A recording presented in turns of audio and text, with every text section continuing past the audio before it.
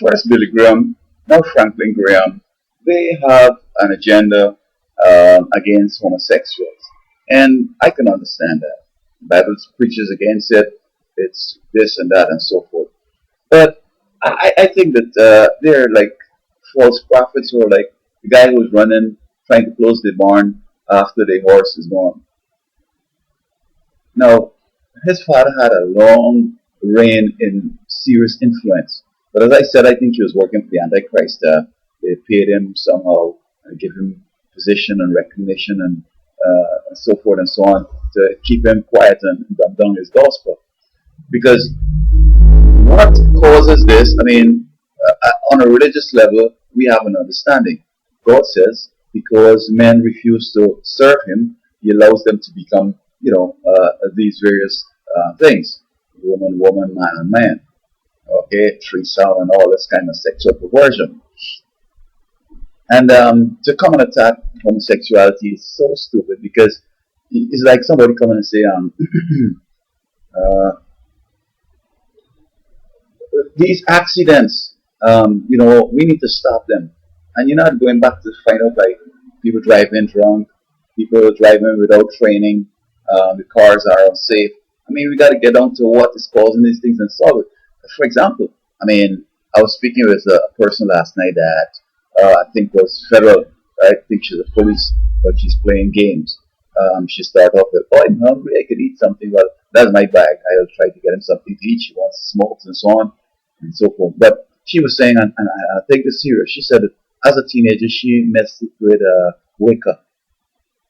So you have Halloween, you have Wicca, you have Ouija board, and like teens, we all are messing with some form of evil.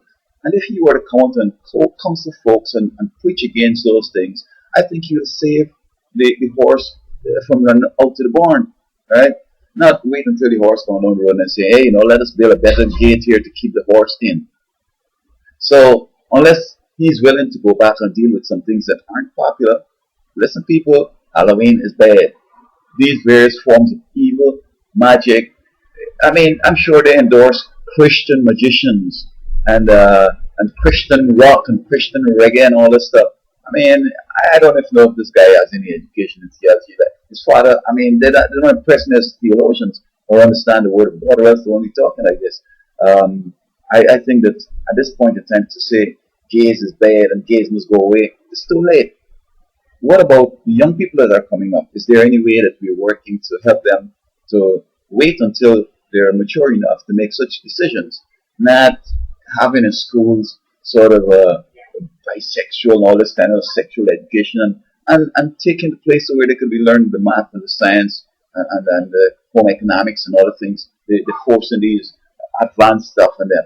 And at that age, they don't understand the difference. And I'm seeing now that gay people are walking hand in hand and they're smiling and happy.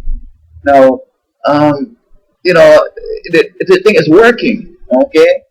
Because when as a young person, they get into certain things, they think that this is so right and this is the only thing out there, that they feel pride and they feel happy and the other things. But if on the other hand, they had a normal, I would say a normal acculturation and brought up, see, in which they were, maybe leave all sexual orientation out and let them observe the homes and other places and so forth.